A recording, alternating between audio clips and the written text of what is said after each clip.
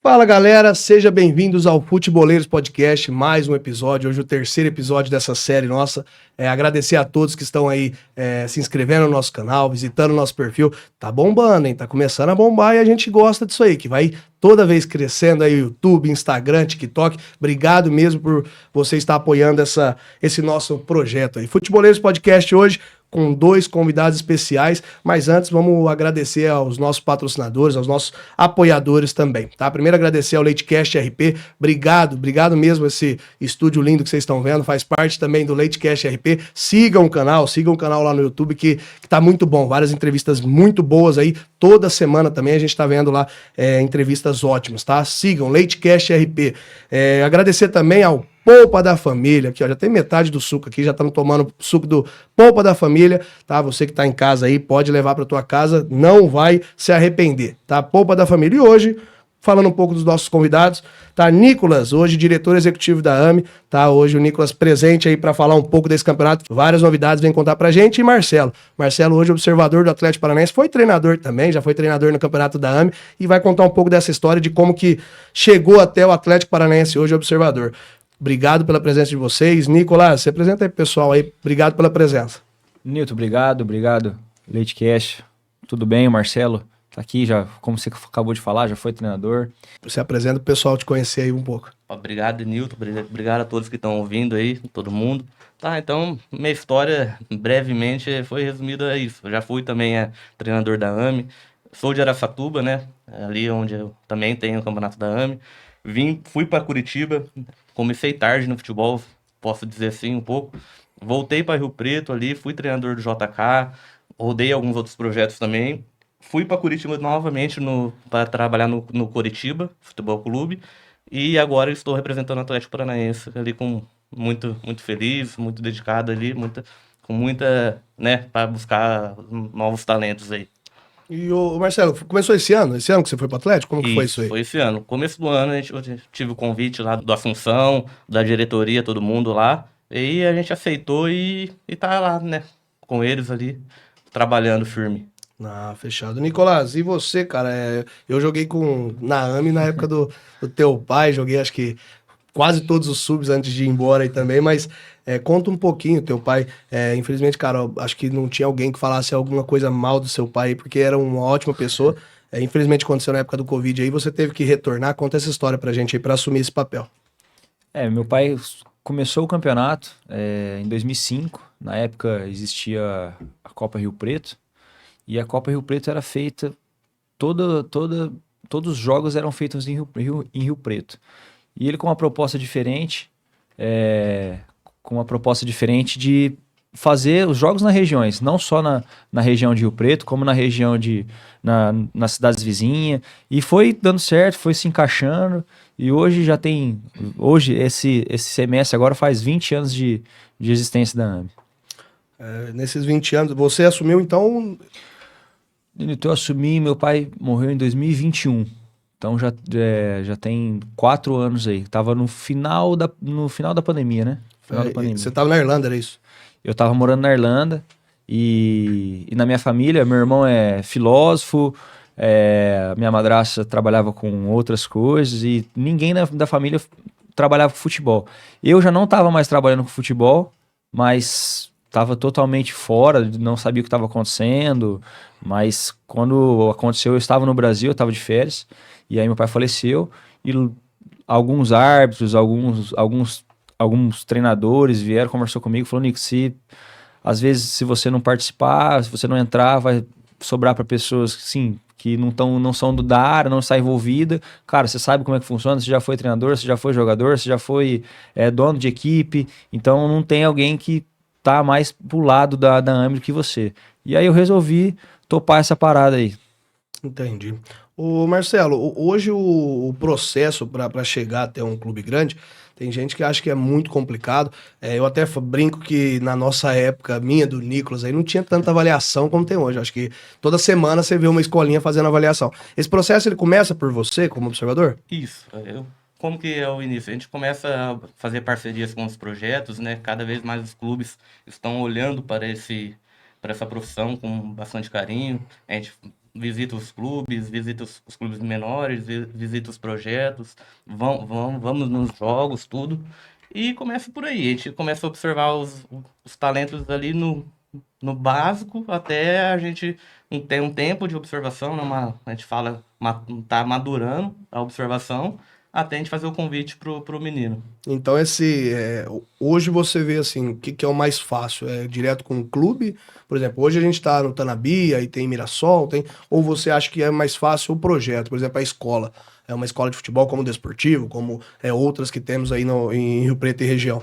Acho que ambos, ô Denilton, porque hoje em dia o menino tá nos dois, né? Ou ele tá no projeto, também tá no clube ali jogando, então a gente tem que ter um olhar bastante atencioso em ambas partes ali.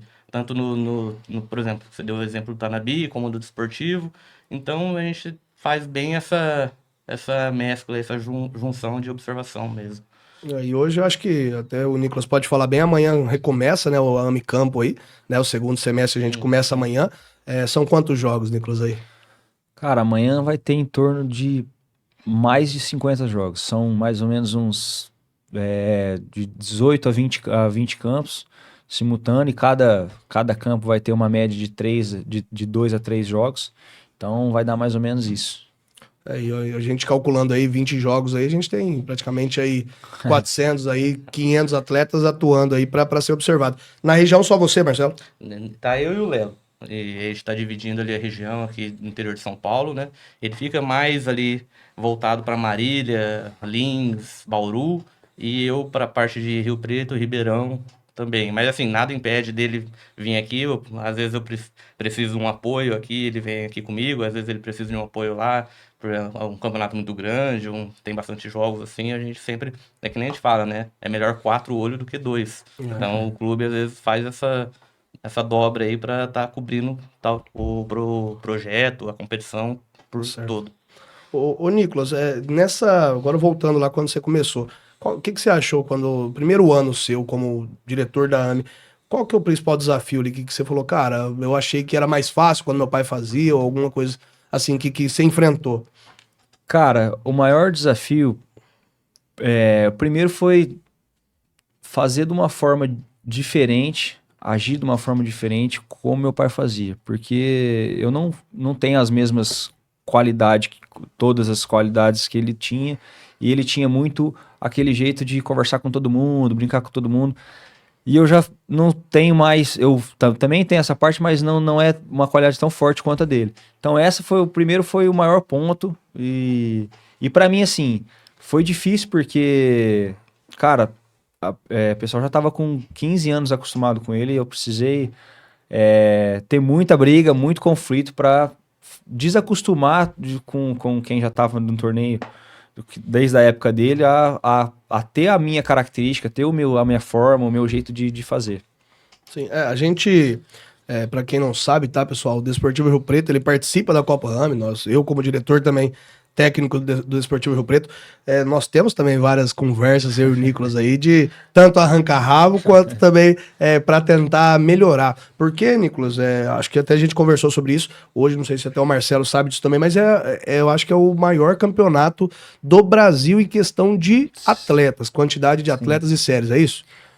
Ó, Denilton, eu acredito que sim. Do estado de São Paulo eu tenho certeza. Dos outros, assim, não conheço, né? Não tenho relação aos outros. Mas eu acho que, cara, não fica atrás. Por quantidade de equipes, quantidade de atletas. Porque é uma forma diferente. Na verdade, a AME entra dentro do calendário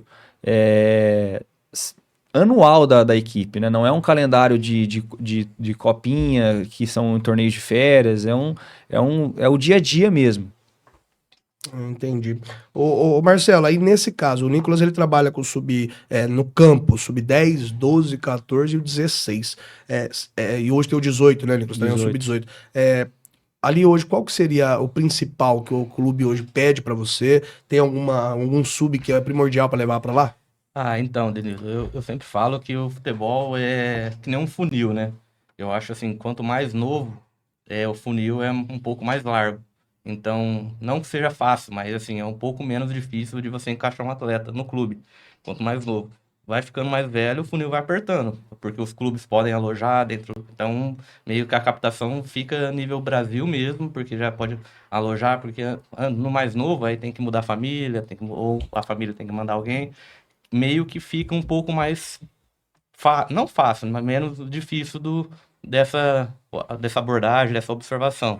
Então, mas assim, a gente observa todo, até do sub-8 ali até sub-20 a gente está observando.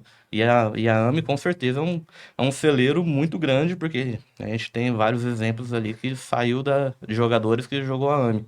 Entendi. Nesse caso, por exemplo, até do campo e também do minicampo, que o Nicolas também agora, a gente vai falar um pouquinho que vai iniciar o minicampo daqui umas 2 semanas aí, né? Isso.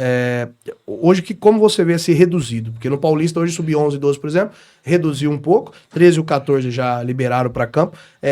O clube ou você também entende que é melhor mesmo reduzir para ter um pouco mais de contato com a bola? Tanto é que tem gente que até os 12 anos prefere o futsal, né? Porque aí rela mais na bola. Como que você vê essa situação de reduzir campo e tudo mais? Eu acho que tem os prós e os contras, né? Porque o reduzido, com certeza, o atleta vai pegar mais a bola, vai ter mais o contato, vai dar mais para ver a parte técnica dele. E também tem os contras porque não tem muito espaço, né? Que a gente às vezes é um jogador mais de 1 para 1, um jogador mais, né, habilidoso, mais do drible, às vezes fica um pouquinho mais complicado para ele. Então, por isso que eu acho muito importante o reduzido, o minicampo. Gosto bastante de assistir os jogos, principalmente das categorias menores, mas também o do campão também eu acho bem interessante, né? Até porque a Federação Paulista, sub-11, sub-12 também é reduzido também, então eu vejo com bons olhos o reduzido. Até uma dúvida que eu tinha até a ver com o Nicolas também, você também depois pode falar sobre isso. O que eu vejo hoje que há 5 anos não tinha, na verdade há 10 anos não tinha, né? Eu joguei, Nicolas jogou também, você também jogou quando mais novo aí. A gente ia pro Paulista, por exemplo, era só os feras. Era só os caras lá em cima mesmo que ia. E hoje a gente tá vendo que, infelizmente, virou um negócio. E não só pelos clubes, mas até pela federação. Porque é caro. E não digo caro por conta dos atletas, mas sim também do jogo. Hoje se acha uma AME cara, se acha um campeonato de copinha cara, um paulista é 12 mil por jogo. Né? 2 ambulâncias, 3 médicos, que será que seria necessário tudo isso? Mas pede para ser. Então, Nicolas, como que você vê essa situação de hoje virou um negócio? Então, por exemplo, a gente tinha meninos que antes só podiam jogar a AME ou uma situação de iniciação, e hoje você vê ele num paulista e o pai continuando a achar que, opa, não, peraí, ele é um craque já de bola, né? Como você acabou de falar, na nossa época era diferente. Realmente quem estava disputando Paulista é porque estava acima. E eu me recordo de N histórias do meu pai que ele não colocava equipes que participavam do Paulista porque desqualificava o campeonato. Ficava algo muito difícil. Conforme foi passado os anos, e foi mudando isso, foi mudando essa forma de disputa, essa forma que foi ficando mais... Todo mundo conseguiu uma camisa no Paulista. E hoje, a Série A do Campeonato da AME de Rio Preto, são 10 delegações, eu acho que de 7 a 8 tem representação em Paulista. Então, assim, ficou praticamente... É um campeonato paulista. Antes eu falava que era um campeonato paulista do ano ruim, mas agora o Paulista também está fazendo todas as categorias, então ficou praticamente a fase de sábado do Campeonato Paulista, do Sub-11, Sub-13, Sub-12, que é jogado no domingo. Mas, assim, eu não acho que isso... essa parte do Paulista seja vista com maus olhos por mim, porque eu acho que, cara, o menino de 11 anos entrar no estádio, se trocar dentro do estádio, ter toda essa estrutura, é legal. Porém, é o que você falou, às vezes ele dá uma dividida entre relação aos meninos com mais condição, de menos condição em relação ao Paulista, por conta desse custo que tem um custo muito alto. Teve um caso que a gente enfrentou até o Locomotive, que hoje também tem uma situação do Mirassol, né? E nós, como Tanabi, a gente enfrentou na sexta o minicampo eles, no sábado o campo eles e no domingo era Tanabi e Mirassol. Então foram 3 enfrentamentos. Mas no seu caso, Marcelo, piora um pouco na questão de observação, porque eles vão se juntar. Você vai ter ali iniciação, às vezes, dentro de um paulista que, o menino ali se destacou, fez 2 gols. Mas será que o nível era para ele? Isso piorou para você? Como foi? A gente a gente repara bastante no contexto do jogo, né? Do nível do enfrentamento do atleta. E a gente sempre fala que o Paulista, principalmente a primeira fase, é uma Copa AME, né? Que nem o Nicolas ali falou. Os times são os mesmos, as equipes, o esboço das equipes, a espinha é a mesma, então meio que isso a gente acaba vendo os mesmos times. Por exemplo, a gente vai sábado ver o jogo da AME, domingo, aí você vai ver É o mesmo basicamente time. os mesmos atletas. Então, hoje, além da parte técnica e tática, também a situação mental, psicológica, Ah, está sendo analisada por com vocês? certeza. Que nem quando a gente tem um direcionamento, às vezes de algum parceiro ou até mesmo do clube, a gente começa já a observar o atleta assim, no momento que ele pisa no estádio mesmo, não no campo.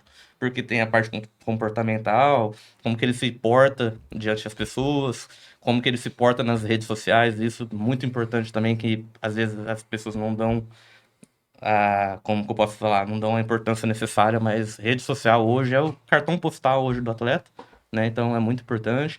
Como que as brincadeirinhas antes dos jogos, isso tudo é observado, porque quando se pisa num clube grande, as coisas mudam um pouco, Sim, né?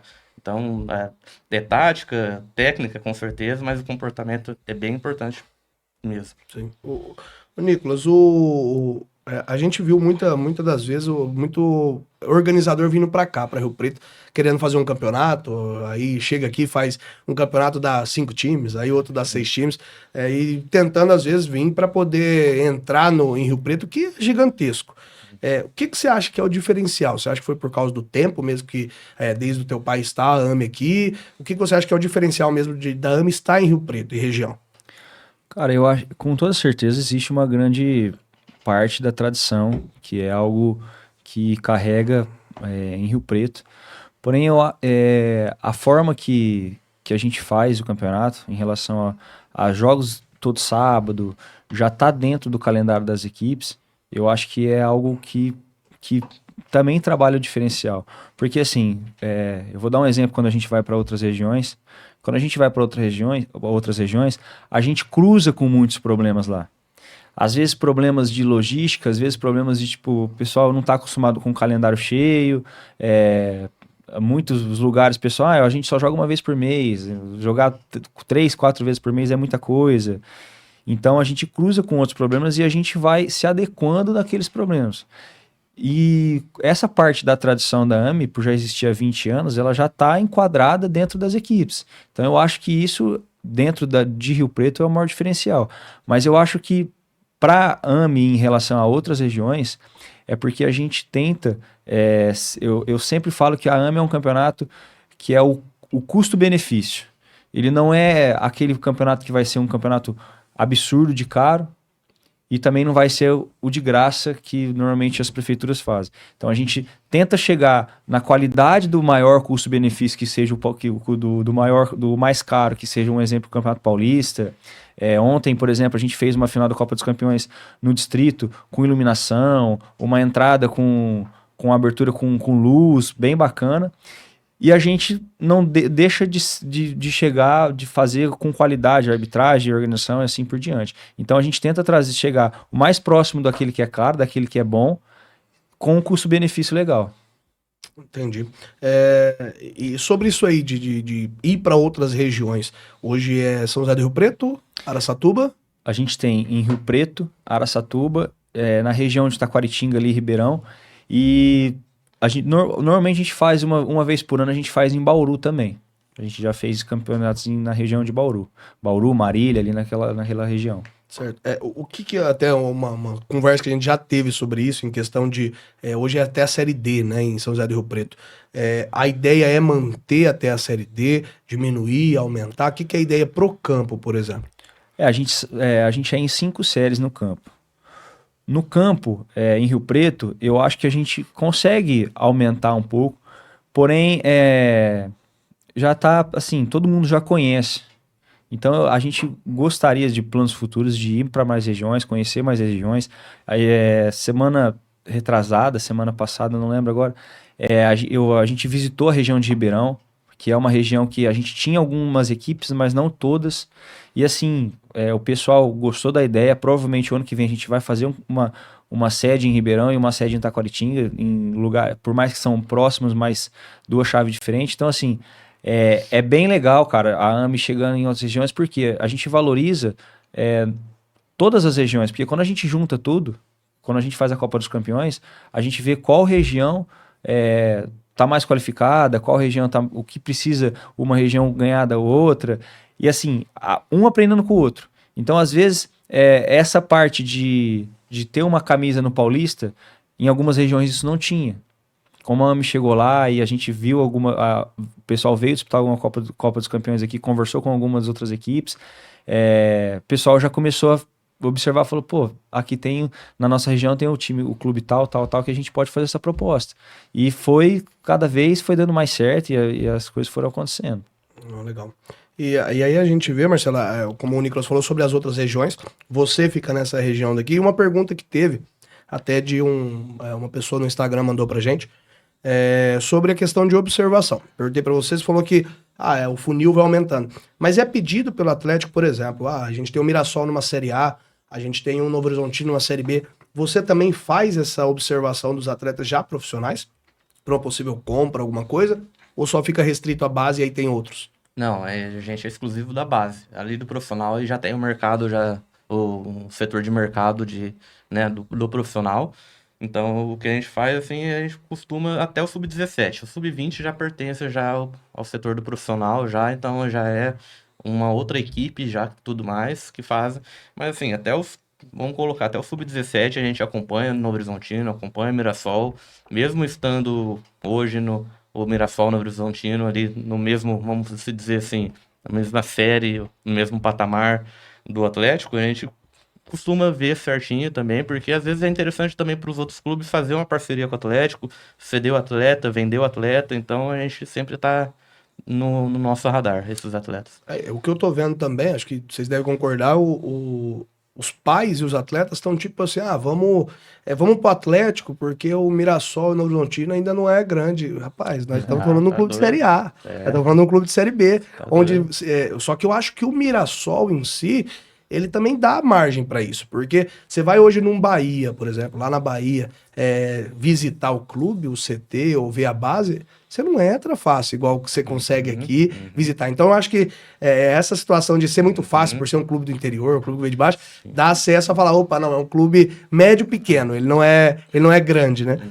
Então, sobre até essa situação, tem hoje atletas do raio aí de Mirassol, Novo Horizontino, já observados por você? Tem alguma situação de levar algum atleta aí? Tem, assim, a gente não pode citar nomes, porque às vezes pode até melar negociações e tudo mais. Mas tem atletas aí de sub-12, sub-13, sub-14 que a gente está monitorando. Possivelmente, quando acabar o Paulista, a gente vai estar conversando com a diretoria dos clubes para ver se tem algum tipo de negociação. Não sei se envolveria valores, só porcentagem de direitos econômicos. Aí é de diretoria para diretoria, né? A gente consegue... O que a gente faz é a gente entrega o nome para a diretoria, a diretoria dá credibilidade para nós e então eles começam a negociar. E esse monitoramento, ele costuma durar o quê? Quanto tempo por vocês? Olha, vamos colocar assim, quando a gente vê que é um pouquinho mais complicado tirar o atleta da equipe, a gente sempre vai monitorando jogo pós jogo. Pode demorar aí o tempo do Paulista, assim, vamos dizer. E se um clube ali tem uma abertura maior de mandar, como o Tanabi já fez isso com nós, por sua parte de mandar o atleta para avaliação mesmo com o Campeonato Paulista rolando, Sim. aí fica mais fácil também. E esses dois perfis, você falou que tem um rapaz que um observador que ele faz só do profissional. Isso. São situações diferentes? Você acha que há muita diferença entre uma observação de um profissional, fora, claro, compra, valores, de um profissional para base, ou a mentalidade ela é a mesma? Segue um padrão? A mentalidade é a mesma, é o perfil do clube, né? O clube tem um direcionamento ali das características de atleta que o clube busca, então meio que é a mesma. Lógico que a gente está falando do profissional, base profissional tem um abismo ali até de valores, de tudo, de tipo de negociação, tem empresário, Então, mas assim, a busca do profissional, de características são as mesmas, sabe? Do atleta Sim. CAP mesmo, tem que ser as mesmas. Ô, Nicolas, você falou sobre ir para outras regiões, né? Essa questão de ir para outras regiões é porque você acha que, por exemplo, Rio Preto já fidelizou, isso é lógico, né? O que nem você falou, entrou no calendário. Então hoje a escola de Rio Preto ela já sabe que ela tem o primeiro semestre, segundo semestre para jogar, seja a série A, B, C ou D. Mas tem alguma coisa que você fala, pô, eu acho que ainda falta em Rio Preto e é uma novidade que eu devo trazer, ou alguma coisa que eu devo trazer para Rio Preto, ou é isso? O campeonato, como um brasileiro, hoje não tem o que fazer no campeonato brasileiro, é aquilo e manteve. Cara, eu acho que sempre tem coisas para trazer para Rio Preto. Uma das coisas que a gente que pode ser trazido para Rio Preto, já tivemos competições assim, e que deu certo, não sei o porquê que não teve mais, mas competições de um torneio como o torneio de férias. Eu acho que, não sei se você vai lembrar provavelmente, a Copa Internacional, que era em Promissão, e quando eu joguei a Copa Internacional, eu joguei 2 vezes, e as 2 vezes que a gente jogou foi em Rio Preto. Então, assim, é um torneio bacana, um torneio que traz clube, um torneio que traz grandes times do futebol brasileiro. E, cara, eu acho que isso é uma das coisas que faltam em Rio Preto, que a Dani Cup também trouxe bastante jogadores para cá e depois mudou. Então, eu acho que isso é uma coisa bacana para trazer para a cidade tem estrutura para isso e que a gente precisa explorar essa parte. A gente sabe que hoje você também tem um apoio da Secretaria de Esporte, tem um apoio aí de questão de campo, mas é aí uma opinião, tá? Você acha que poderia ter mais apoio para trazer, por exemplo, uma Copa dessa? Porque eu lembro que quando veio de Promissão para cá, teve um certo apoio, deixou de acontecer por falta dela. Depois o apoio não aconteceu, porque é claro que você tem muita coisa para fazer, como CD escola, CD. Você acha que ainda falta isso ou é uma coisa meio nossa mesmo, que a gente não consegue? Cara, o apoio, ele realmente precisa ter, porque a prefeitura, a maioria dos campos de São José do Rio Preto está interligado direto na prefeitura. Mas a gente consegue realizar com propriedades particulares que tem em Rio Preto. Então, acho que o Rio Preto tem tanto condição de fazer com a gestão pública como com a gestão particular também. Porém, envolve bastante acordo entre as partes, às vezes o valor financeiro fica um pouco alto, então assim, precisa sim, tanto do apoio de um como do apoio dos particulares também. Eu tô no meio da pirâmide, vamos dizer, porque tem o Campeonato Paulista, tem o Campeonato da AME, eu tô no meio onde participa dos dois. Essa questão eu vejo muito dos pais falarem assim, o Campeonato da AME ele necessita melhores árbitros. O Campeonato da AME ele necessita uma ambulância para cada jogo. Aí nós temos 20 jogos, não sei se tem em Rio Preto 20 ambulâncias disponíveis que vão ceder. Eu tenho certeza que não. Então, como eu já disse pro Nicolas várias vezes, não é culpa dele isso. Só que se ele coloca, por exemplo, é obrigatório ter um médico por jogo, concorda que o custo dele também de valor que ele cobra hoje vai subir 3 vezes mais. E aí o pai reclama do que falta. Só que se eu subir o preço, ele também reclama que ele não pode participar porque é caro. Sim. Como que você vê isso? Porque eu sei que você recebe muita crítica disso aí. Cara, esse ponto que você acabou de falar no meio aí, eu costumo chamar de balança. A balança do custo-benefício com o que a gente tem que ser realizado. Você acabou de falar o que eu sempre falo para eles. Vamos colocar uma ambulância. Vamos colocar uma ambulância. Uma ambulância custa 800, 900 reais por período. Acredito que no Paulista tem que ter o desfibrilador, né? Então, assim, imagina quanto que não tem o custo disso. Então, assim, como eu acabei de falar, como eu falei no começo, cara, a AME, eu tenho que entender que ela é o custo-benefício da cidade. Eu não tô aqui para competir com o Paulista. Eu não estou aqui para competir com o campeonato que é gratuito da prefeitura ou de qualquer outro lugar. Eu preciso competir com quem tem um custo-benefício, quem tem um calendário como o meu. Porque, cara, às vezes você fazer um torneio... mas eu fui num torneio lá em Promissão que tinha ambulância, tinha isso. Cara, o torneio tem 1 semana. Eles usam 2 campos. Entendeu? Aqui a gente, como eu acabei de falar antes, a gente vai, sábado agora inicia com bastante jogo adiado por ser a primeira rodada, tudo sempre existe o calendário aí dos clubes primeira rodada sempre é complicado, mas a gente tá falando de 20 rodadas, num raio de mais de mais de 100 quilômetros de Rio Preto. Então essa logística não é fácil, não tem como a gente achar que vai resolver assim.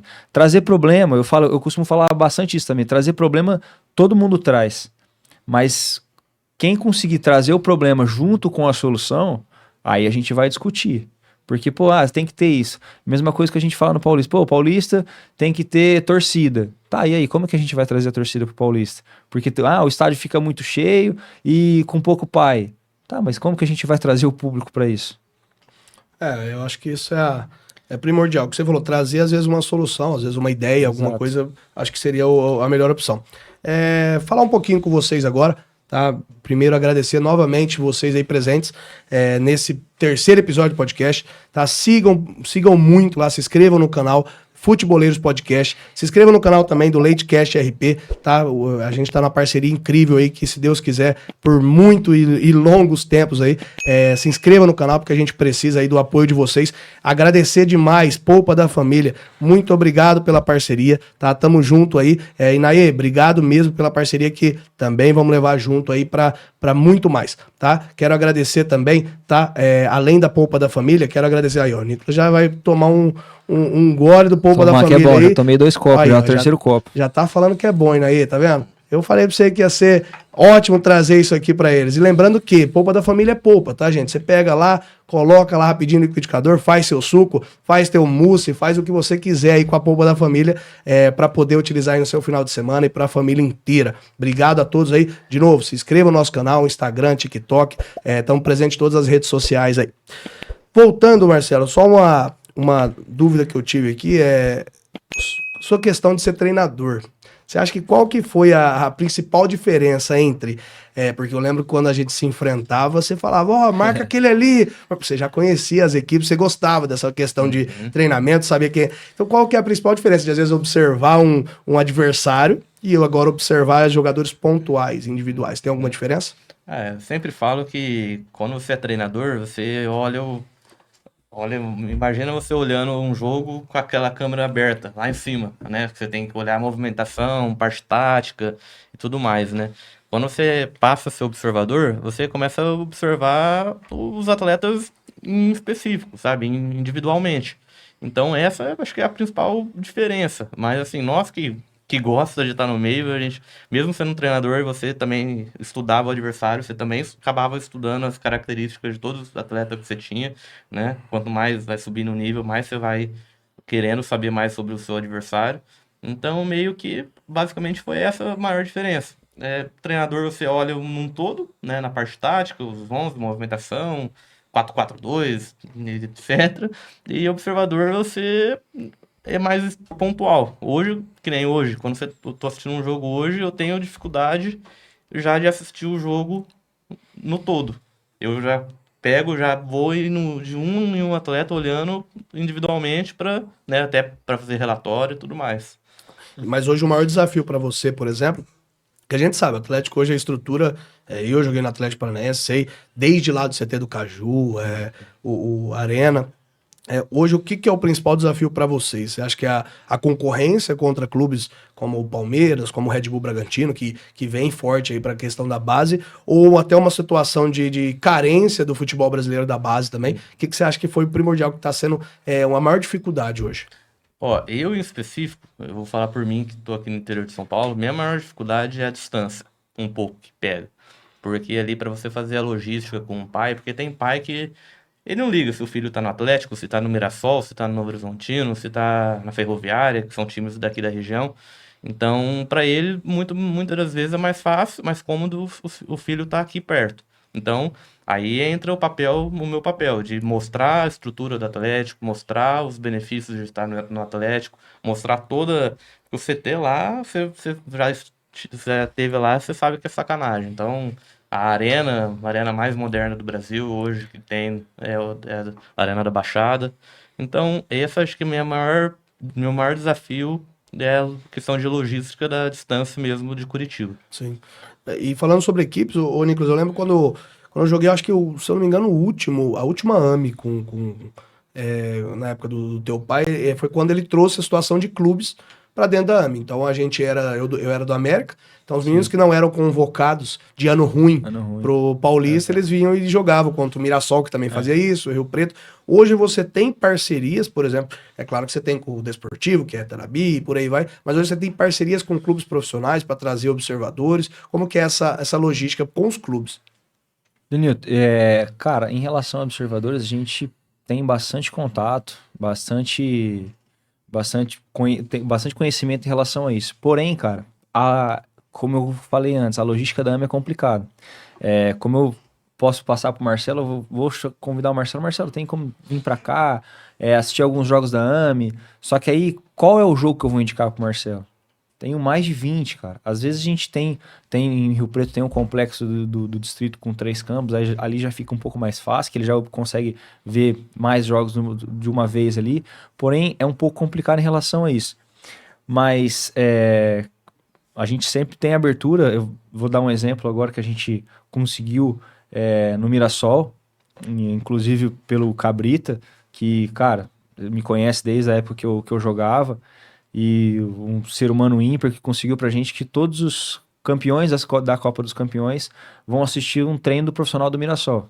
Então, no mês de setembro agora, do Sub-10, o Sub-12, o Sub-14, que ontem já tivemos o CJ de Bebedouro campeão no Sub-14 e o CS de Araçatuba, do Lucas Paro, foi campeão no Sub-12, então já está com acesso para assistir o treino do profissional do Mirassol. Então a gente tem essa abertura. Porém, como eu falo, a logística da AME é um pouco complicada para a parte de observação, para a parte de observador.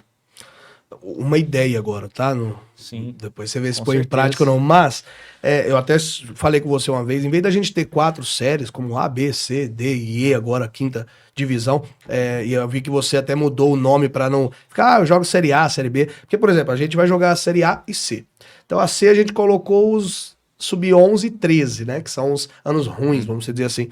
Não seria interessante, às vezes, ter 2 divisões e 2 divisões da Sub-10, 12 par, vamos dizer, e depois ter 2 divisões da ímpar? Há uma possibilidade da AME ter anos ímpares aí, ou isso é fora de cogitação? Não, tem a possibilidade em relação a isso. A gente conversou durante um bom tempo, algum tempo atrás no telefone, e é uma proposta que a gente faz um congresso por ano, no começo do ano, e é uma proposta que pode ser passada para todo mundo e ver o que todo mundo acha, ver como... Porém, o meu ponto de vista assim, em relação ao ano ruim e ano bom é que às vezes o menino do ano ruim ele não cria muito casco porque ele vai jogar sempre no ano bom. Então é um ponto que eu, Nicolas, penso em relação a isso, mas... Cara, vamos colocar isso em congresso, vamos colocar isso em pauta pra gente ver o que todo mundo pensa. Acho que o Marcelo também vai concordar, vou até fazer uma pergunta sobre isso. O problema também está sendo da AME é que, eu conversei sobre isso com o Nicolas, nós estamos na Série A, então a gente caiu de divisão, eu acho que tinha que ser obrigatório jogar B. E o cara que tá na B, eles têm que ser obrigatório jogar A. Só que aí o menino que ele caiu de divisão da A para B, ele não vai jogar mais pra mim, ele vai jogar pra outro, pra B. E ele vai jogar porque ele quer jogar a Série A. Ele acha que o melhor é da Série A. Então, isso que eu vejo no caso de vocês também lá, como você falou da distância, existe muito caso de você falar com o pai dá o ok, o menino dá o ok, ele leva pro Atlético, quando se vê ele tá sendo monitorado, depois ele escapa entre os dedos e vai pro outro clube por alguma proposta. Infelizmente tem esses casos, Denilton. Que a gente faz todo o serviço ali, faz todo o trabalho de levá-lo na avaliação, de fazer toda essa logística, e às vezes o pai optar por não deixá-lo, né? Mas assim, é o que a gente sempre fala. A gente levou um menino lá no CT do Caju, ele se encanta. O pai chegou lá no CT do Caju, o pai já muda de ideia, né, rápido mesmo, porque é encantador lá, tá lá dentro. Então a gente sempre fala, tá na dúvida, traz o pai, traz o menino para conhecer o CT, conhecer o estádio, fazer um tour lá que geralmente a gente consegue ganhar essa concorrência de outro clube. E a gente sabe que, claro que craques, né? A gente não tem como falar que o menino vai ser craque. Só que você já deve ter visto aí vários craques de bola, craques de futebol na base, e falar, pô, esse menino não vingou. Hoje, numa situação diferente, como observador, você acha que isso tem o quê de primordial? Por que que ele não vingou? Seria o pai hoje o principal? O que você me fala? Ah, a gente vê por aí, né? A gente que roda bastante campo aí, a gente vê, com todo o respeito a todos os pais aí, mas a gente vê que o maior inimigo da carreira do filho hoje acaba sendo os próprios pais, né? Porque muitas das vezes aí os pais quer mais do que o atleta, quer mais que o filho, então meio que coloca os pés sobre as mãos aí o filho uma hora não vai querer mais jogar bola. É muita cobrança, em casa é cobrança, acaba o jogo, no carro é cobrança. Então não fica mais prazeroso pro filho jogar bola. Você entendeu? Então tem muita dessa dificuldade. Eu vou agora falar com vocês, pais. Eu vou ser cobrado por isso, eu sei. Vai vir um monte de comentário depois, mas é o seguinte: parabéns, Federação Paulista. Parabéns mesmo. Sub-11, 12. Surgiu o comunicado há 2 dias atrás, Sub-11, 12 portões fechados. Então, se você estava acostumado a Corinthians e Palmeiras lá, a guerra que brigavam e portão fechado, agora nós temos isso no 11 e 12. Ah, por quê? Porque tá tendo briga entre os meninos lá dentro? Não, porque os pais lá fora estão ameaçando, xingando, agredindo, jogando coisas dentro do campo, falando palavras de baixo calão num campeonato de 11 e 12. Então, o que o Marcelo falou aqui, eu vou voltar a dizer. Antigamente era o sonho do pai, agora parece que é o sonho do vô já. Então o vô tinha um sonho de jogar bola, não jogou, passou pro pai, o pai agora passa pro filho. Então eu tô vendo muito meninos aí que eles jogam futebol porque o pai quer, eles treinam todo dia porque o pai quer, e a hora que ele vai brincar de bola ele já não quer mais. Então chega com 15 anos fadado e fala, não quero mais jogar. Então, federação, parabéns mesmo. Por mim, eu acho que ficava até o final do campeonato sem torcida. Porque a gente sempre brinca que o pior disso aí são, infelizmente, são os pais. Que em vez de apoiar, tá acabando com o campeonato aí um campeonato paulista, hein? Então aí, voltando pro Nicolas, que é do campeonato da AME, eu sei que você tem várias reclamações sobre isso. O ano passado tivemos problema quanto à questão de torcida, né? Você até fez uma situação com os árbitros lá, de entrar com uma camisa aí suja de sangue para mostrar que a gente não tem mais que ter essa violência. Então, como você vê agora um campeonato do nível paulista, futebol paulista, de repercussão caro, como a gente acabou de dizer, com seguranças, e aí todo mundo falando do seu campeonato, que é um campeonato aqui para as escolas, e aí vê acontecer portões fechados na Federação Paulista. Como você vê isso aí? Cara, eu vejo como tá sendo um divisor de águas hoje do futebol, do que a gente tinha antes, que provavelmente na sua época também, assim como a minha, era difícil a gente ter um público de pais ali assistindo, principalmente nas categorias mais velhas. E hoje a gente tem esse público que é legal, o apoio dos pais é bacana, faz parte de estar ali com o filho de vocês, porém, às vezes, empurrando esse sonho para cima dos filhos e ultrapassando todos os limites ali. Cara, eu tenho esse problema diariamente, todo campeonato a gente tem esses problemas, e com segurança, sem segurança, já teve briga entre duas equipes, pais invadiram para brigar também, e assim, mas tem que pôr segurança. Eu vou contar uma história curiosa aqui. Teve campeonato que a gente teve briga entre os meninos, os pais pularam, a viatura da polícia dentro do campo, e não teve como apaziguar, porque é uma única viatura para uma briga generalizada. Então, assim, tá ficando difícil, tá ficando cada vez mais complicado. E é o que o Marcelo acabou de falar. Quem tá sendo o próprio inimigo do filho a jogar futebol é o próprio pai. E outra, eu vou além disso ainda.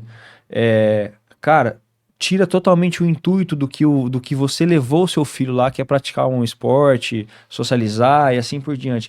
Mas porque você leva seu filho para jogar futebol para ele aprender, para ele brincar, para ele socializar.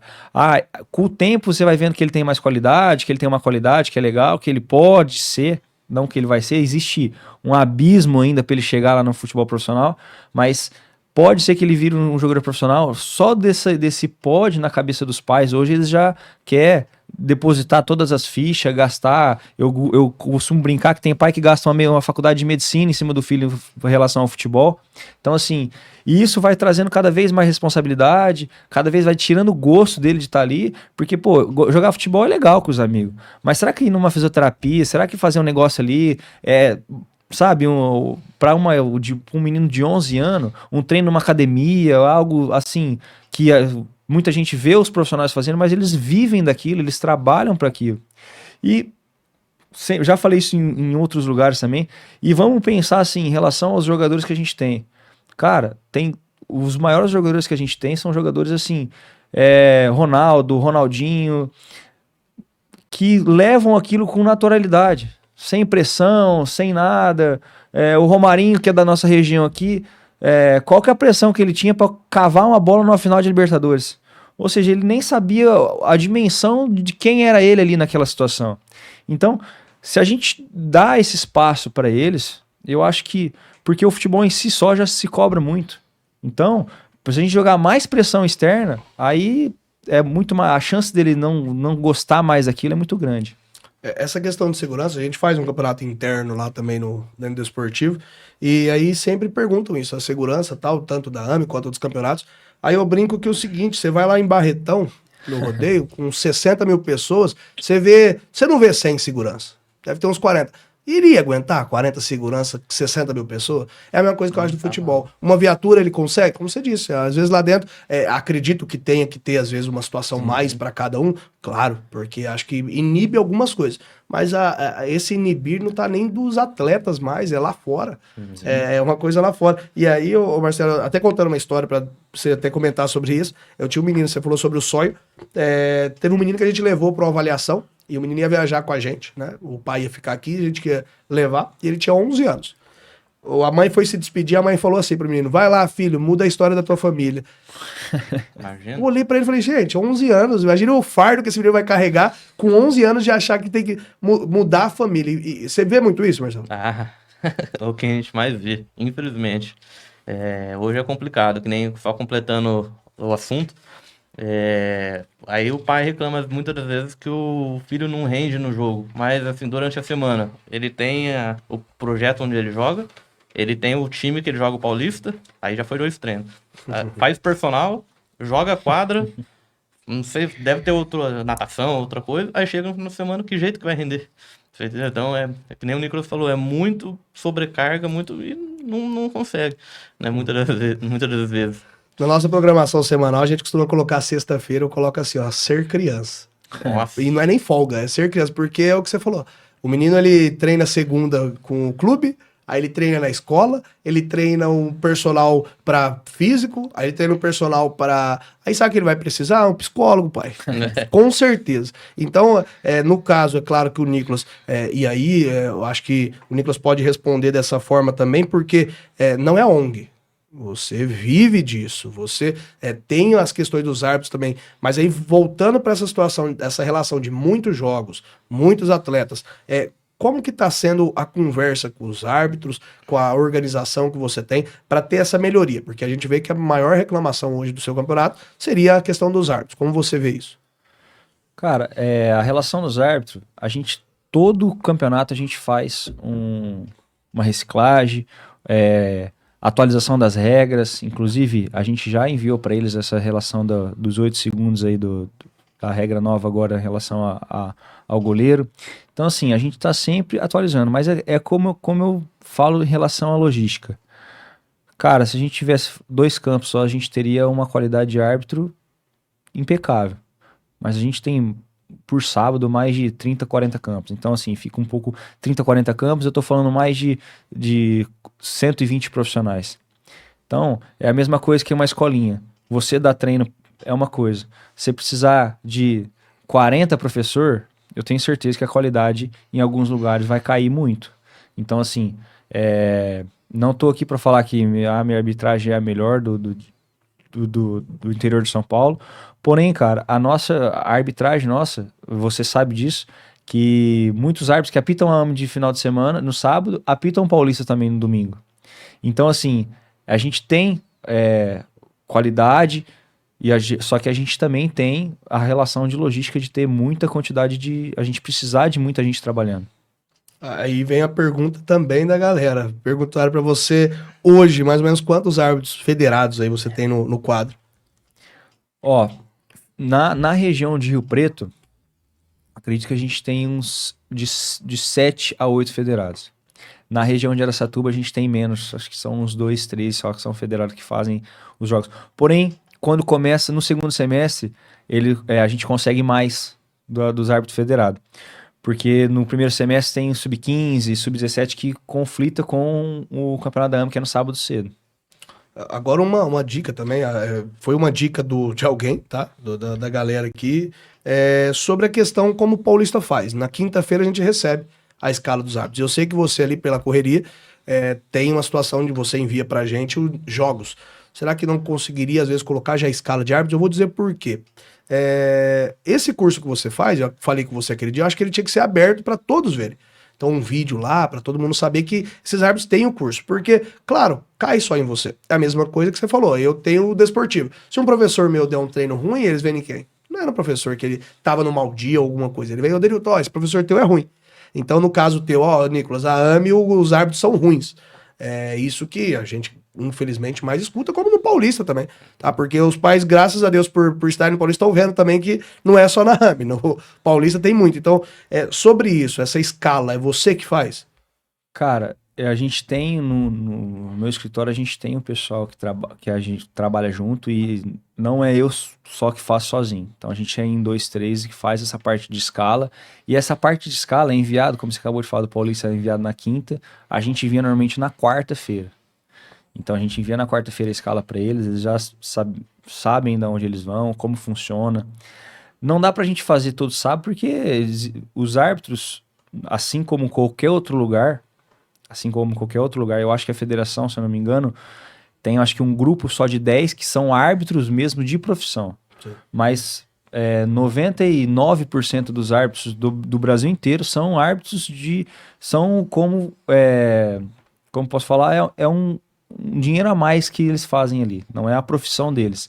Então, assim,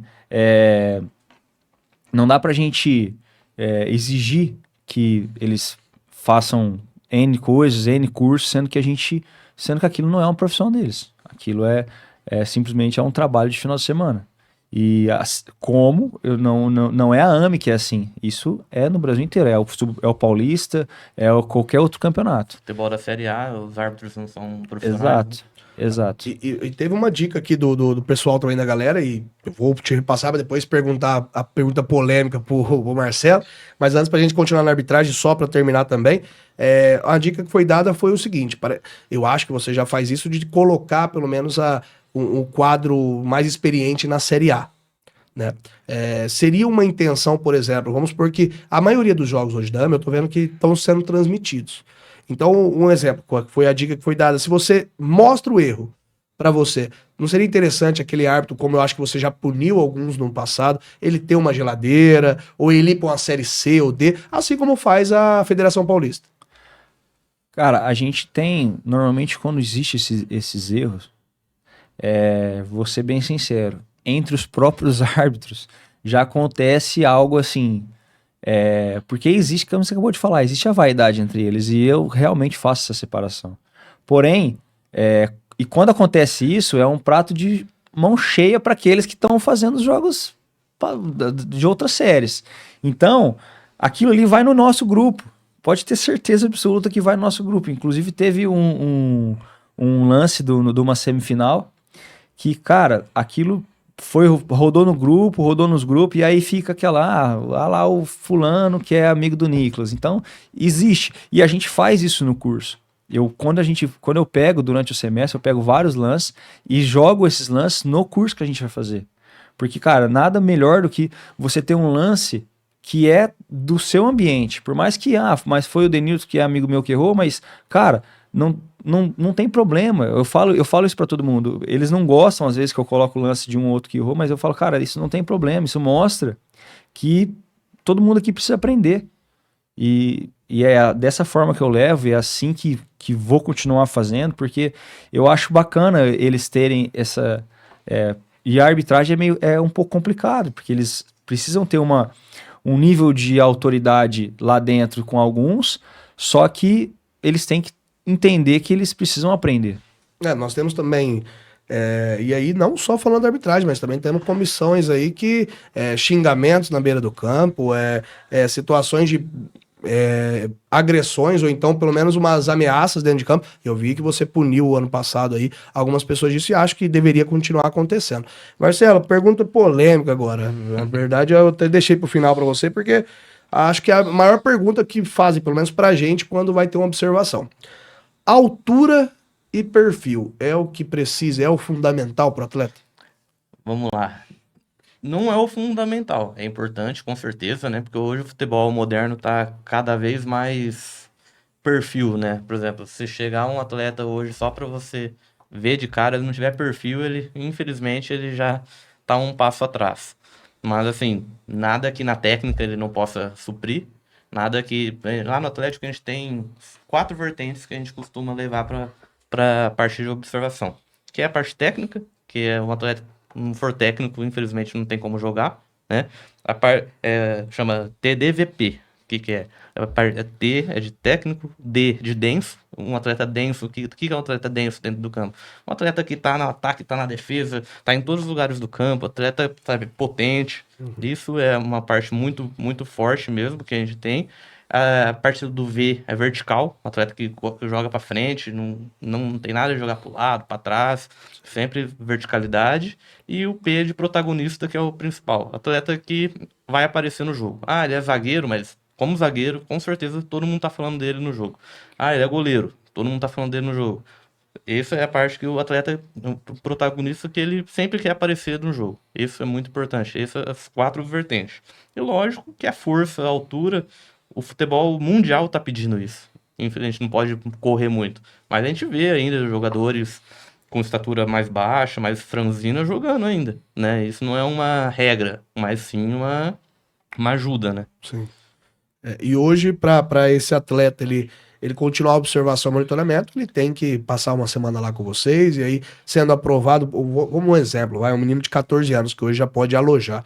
Ele foi lá e mostrou e foi aprovado dentro da avaliação que vocês fizeram lá de uma semana. Como que funciona o processo pós isso? Então, aí o processo, como ele já tem 14, ele volta para a cidade dele, arruma a parte de documentação, a parte burocrática e já volta já para alojar dentro do CT. Porque hoje o CT conta com bastante quartos, lá tem alojamento para todo mundo. A gente tem um hotel, a gente fala, né? A gente não fala nem alojamento. Lá no CT do Caju é um hotel 5 estrelas, com 4 pessoas só por quarto, não tem aquela loucura de bagunça de quarto, 15, 20 atletas por quarto. É bem organizado, televisão, da escola particular, aula de inglês é obrigatório lá, então é toda essa estrutura para a parte ser humano do atleta, entendeu? Não, o atleta visa muito o ser humano, porque a gente sabe que a porcentagem que vira jogador é muito baixa ainda, infelizmente. Então, o Atlético, além de formar atleta, a gente forma cidadão lá também, porque antes de treinar, o atleta faz aula de inglês à noite ou no período da manhã, escola particular, entendeu? Então é bem visado essa parte humana. E abaixo dos 14, que aí não pode alojar, qual que é a ideia? Convida a família a mudar para lá, paga o aluguel da família ou a família vai por conta. Tudo isso é negociado após a aprovação do atleta. Beleza, vamos chegando na reta final. Agora a resenha, como vocês sabem, nunca acaba, então agora vamos falar a resenha rápida, tá? Vou fazer 3 questionamentos aí, responde rapidinho como vocês quiserem responder, mas uma coisa mais rápida aí. Primeiro, começando por você, Marcelo. 3 melhores jogadores hoje do mundo pra você. Eu costumo falar, todo mundo me zoa aí, mas eu não. Eu sou da época do Neymar ainda, eu gosto bastante do futebol dele. Cristiano Ronaldo também, a gente vê a longevidade do atleta aí, 40 e tantos anos, ainda jogando em alto nível ainda, mesmo na Arábia, não deixa de ser alto nível. E no terceiro, aí a gente pode ver Vinícius Júnior, vai, pra ser brasileiro. Pra ser... E, Nicolas, você do Brasil, pra diferenciar um pouco. Os 3 melhores do Brasil? Do Brasil hoje. Pra mim, o melhor que a gente tem, pra mim, que teria que ser o camisa 10 é o Rodrigo. Eu acho que é o que a gente tem uma qualidade ímpar. Vinícius Júnior, por estar sempre à frente. Cara, e vamos inovar aí. Eu acho que esse João Pedro é um menino que pode ser o nosso 9 aí da seleção, aí, que é o que a gente estava então em busca. Por mais que eu acho que a gente tem o Pedro, que eu acho que o Pedro é o melhor jogador que a gente tem na posição. No 9, que a gente precisaria dele, porém eu acho que o João Pedro tá num caminho bacana aí. O Caio tá aqui como convidado aqui por fora das câmeras. Ele ficou feliz, porque teve um podcast primeiro que ele participou, ele falou que o João Pedro era um dos 3 melhores do mundo. E ele tirou o Messi da lista. Eu falei, rapaz, tirar o Messi para pôr o João Pedro não seria a ideia. Vou colocar uma pergunta para os dois, e um pouco polêmica, mas para colocar aí. Neymar, jogador ou ex-jogador? Ainda tem caldo ainda, né? Acho que ainda joga ainda, viu? Nicolas? Eu acho que quando ele querer, vai ser jogador. Agora, por enquanto, ele é um ex-jogador. Então, respondido. Ô, Marcelo, 3 jogadores da base, às vezes nem conhecido por nós, tal, mas que você agora, vendo aí bastante jogo aí, que você falaria como um dos melhores aí. Cara, a gente tem uma base, vou puxar pro meu lado, né? Que no nosso sub-15 ali, a gente tem um atleta até do interior de São Paulo, de Franca ali, chama José Henrique, tá na seleção sub-15, muito talentoso, que tenho certeza que daqui 2, 3 anos aí vai já estar já na prateleira. José Henrique. José Gravem Henrique. esse nome. Grave, pode gravar. E da base, vamos ver mais quem. Tem o Enzo também, 2012, também na nossa base, muito, muito talentoso, muito perfil físico, muito rápido, potente, habilidoso, muito bom jogador também. E também no nosso sub-20 também a gente tem no nosso sub-17 a gente tem o Bruninho, camisa 10, também extremo, também muito bom jogador também. Aí tem três crias do Furacão. Puxar pro meu lado, né? E o Nicolas puxando pro lado dele, 3 atletas que saiu da AME aí, que você pode comentar, porque às vezes o pessoal não sabe ainda. 3 atletas que saiu da AME. Eu acho que o Luan é o principal, né? Que a gente tem como referência. O Igor Gomes também, hoje no Atlético. E, cara, e esse terceiro, poderia falar o Nicão, poderia falar o Zeca, que jogaram, participaram. O próprio, fiquei sabendo essa semana, não sabia, o próprio Alan do Flamengo também já participou, inclusive pediram para me procurar a foto, eu vou ver se eu acho essa foto dele. Também até como o Alan. campeão. O Alan, pra quem não sabe, ele é cria do Tec, ele jogou no Tanabi, ele saiu dali, jogou lá, hein? Exato. Então, assim, tem bastante nome. Della Torre também, que hoje tá no Curitiba, tem bastante nome. A gente, às vezes, falando assim, a gente acaba esquecendo de alguns, mas... Você esqueceu do Denilton, você esqueceu do Nicolas. Nicolas era volante, viu, gente? Fazia muita falta, então agora o Denilton você fazia esqueceu. Falta em ninguém. E, galera, aproveitando, tá, para a última pergunta, mas amanhã Tanabi disputa o último jogo da final. Primeiro jogo lá em Suzano, 2-0 Tanabi. Aqui, ô meu Verdão, é só não perder de 3, que aí é campeão. O troféu fica já em casa, já. Vamos ter a visita do Reinaldo, né, o presidente da Federação Paulista. Teremos também Mauro Silva aí, tetracampeão e hoje também vice-presidente da federação, presente no estádio amanhã em Tanabi. Vamos lotar o Alberto Vítor lá, porque vai ser histórico, tá? O título aí da Bezinha tá próximo, só precisa aí não perder de 3 gols. Aí a gente é campeão a 4, graças a Deus já conseguimos o acesso. Então é só deixar o troféu em casa aí. Pode trazer, federação, já deixa aqui, não precisa nem levar de volta, tá? Então amanhã vamos lotar lá o Alberto Vítor, porque vai ser muito bom para todos aí. E última pergunta, primeiro Nicolas, sonho daqui 5 anos, você, AME, pessoal e profissional.